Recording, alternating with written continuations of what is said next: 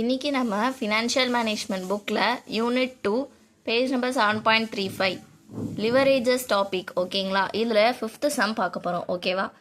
Calculate financial leverage from the following data. Profit before depreciation interest and taxes 8 lakh கொடுத்துருக்காங்க. Depreciation 12,50,000. Tax rate 40% கொடுத்துருக்காங்க. EPS 4 number of equity shares வந்து 3,15,000 கொடுத்துருக்காங்க ஓகேங்களா. First வந்து particulars amount போட்டுக்கோங்க. First வந்து நம்மளுக்கு வந்து இங்கே இஏடி கொடுக்கல ஓகேங்களா. இன்ட்ரெஸ்ட் இயர்னிங்ஸ் ஆஃப்டர் டேக்ஸஸோ அதை வந்து நம்ம இப்போ கண்டுபிடிச்சிட்டு ஃபினான்ஷியல் லிவரேஜ் கண்டுபிடிக்க சொல்லியிருக்காங்க ஓகேங்களா. ஃபினான்ஷியல் லிவரேஜோட ஃபார்முலா என்ன? இபிஐடி டிவைடட் பை இபிடி ஓகேங்களா. இப்போ இது ரெண்டுமே இல்லை, ஸோ அதனால நம்ம அந்த ரெண்டையும் கண்டுபிடிச்சி ரெண்டையும் டிவைட் பண்ணணும் ஓகேவா. இப்போ ஃபஸ்ட் என்ன இருக்குது பாருங்கள், ப்ராஃபிட் பிஃபோர் டிப்ரிஷியேஷன். இது வந்து ரிவர்ஸ் மெத்தடில் போடுவோம், ஏன்னா இதில் வந்து நம்மளுக்கு இன்ட்ரெஸ்ட் ஆஃப்டர் டேக்ஸ் கொடுக்கல ஓகேவா. Profit before depreciation interest and tax போட்டுக்கோங்க. போட்டாச்சா? எவ்வளோ? 80 lakh போட்டிருக்கோம். அடுத்து என்ன இருக்குது? டிப்ரிஷியேஷனாலே மைனஸ் பண்ணுவோம். மைனஸ் டிப்ரிஷியேஷன் 12,50,000 மைனஸ் டிப்ரிஷியேஷன் 12,50,000 ஓகேவா. ரெண்டும் மைனஸ் பண்ணால் 67,50,000. இதுதான் என்னது? இபிஐடி ஓகேங்களா. இபிஐடி ஓகேவா. இதுதான் இபிஐடி. இது ரெண்டையும் மைனஸ் பண்ணுறது ஓகேங்களா. அதுக்கப்புறம் மைனஸ் இன்ட்ரெஸ்ட், இது ஃபார்மேட் படி மைனஸ் இன்ட்ரெஸ்ட் பண்ணிங்கன்னா இபிடி ஓகேவா. இப்போ இந்த மைனஸ் இன்ட்ரெஸ்ட் நம்மளுக்கு அமௌண்ட் தெரியாது, கொஷனில் இல்லை ஓகேங்களா. அதனால இந்த அமௌண்ட்டை வந்து நம்ம ரிவர்ஸ் மெத்தடில் கண்டுபிடிப்போம் ஓகேவா. இப்போ இந்த இபிஐடி வர போட்டிருப்போம், இன்ட்ரெஸ்ட் அமௌண்ட் தெரில, இதை போட்டிருக்க மாட்டோம். இபிடியும் அப்போ வந்து நம்மளுக்கு தெரிஞ்சிருக்காது ஓகேங்களா.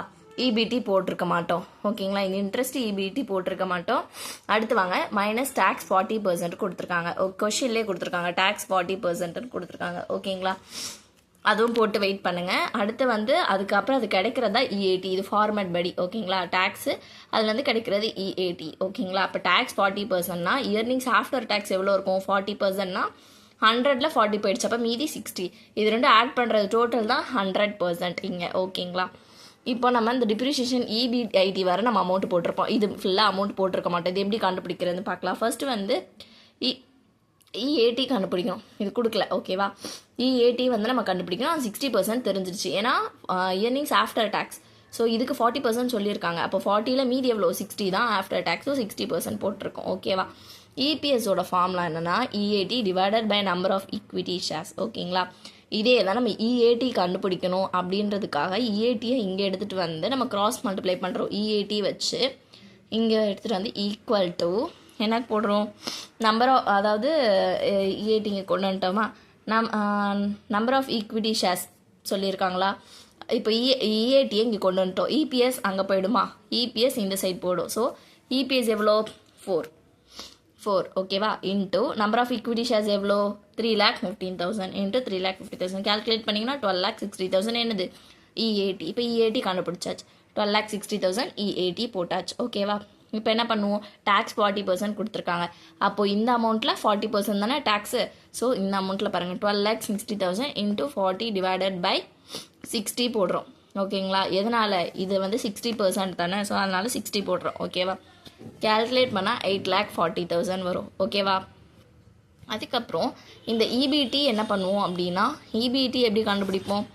இபிடி வந்து இது ஆட் பண்ணிங்கன்னா இபிடி கிடைக்கும் ஓகேங்களா. இங்கே பாரு 12,60,000 ப்ளஸ் 8,40,000 21 lakh வருதுங்களா. 21 lakh போட்டாச்சா? இபிடி கிடச்சிடுச்சு. இப்போ என்ன நம்ம போடணும்? நம்ம இபிஐடியும் நம்ம போட்டிருப்போம், இன்ட்ரெஸ்ட் மட்டும் தானே இல்லாமல் இருக்கும். இன்ட்ரெஸ்ட் எப்படி போடுறது? இதையும் மைனஸ் பண்ணிங்கன்னா இன்ட்ரெஸ்ட் வரும். 67,50,000 மைனஸ் 21 lakh பண்ணிங்கன்னா உங்களுக்கு 46,50,000 வரும் இன்ட்ரெஸ்ட். ஸோ இது எல்லா அமௌண்ட்டுமே நம்ம வந்து போட்டு கண்டுபிடிச்சாச்சு, இஏடியும் கண்டுபிடிச்சாச்சு ஓகேங்களா. இப்போ அடுத்து என்ன பண்ணுவோம்? நம்ம ஃபினான்ஷியல் லிவரேஜ் சம் போடுவோம். ஃபினான்ஷியல் லிவரேஜ் கண்டுபிடிக்க சொல்லியிருக்காங்களா. அது என்ன ஃபார்முலேட்? என்ன? EBIT divided by EBT. EBIT நம்ம கண்டுபிடிச்சிருக்கோம், 67,50,000 போட்டிருக்கோமா. டிவைடட் பை இபிடி எவ்வளோ? 21 lakh ஓகேவா. ரெண்டு டிவைட் பண்ணிங்கன்னா 3.21 டைம்ஸ். ஆன்சர் பாருங்கள், 3.21 டைம்ஸ். அவ்வளோதான் இந்த சம் ஓகேங்களா. இந்த சம் ரிவர்ஸ் மெத்தடில் போட்டிருக்கோம், அதாவது ஃபஸ்ட் ரெண்டும் இருக்குது அமௌண்ட்டு. ஸோ அதை மைனஸ் பண்ணி இபிஐடி கண்டுபிடிச்சிருவோம். இன்ட்ரெஸ்ட்டு இந்த அமௌண்ட்லாம் கொடுக்கல, ஸோ இந்த இஏடியை வச்சு நம்ம மீதி எல்லாமே நம்ம கண்டுபிடிக்கிறோம்.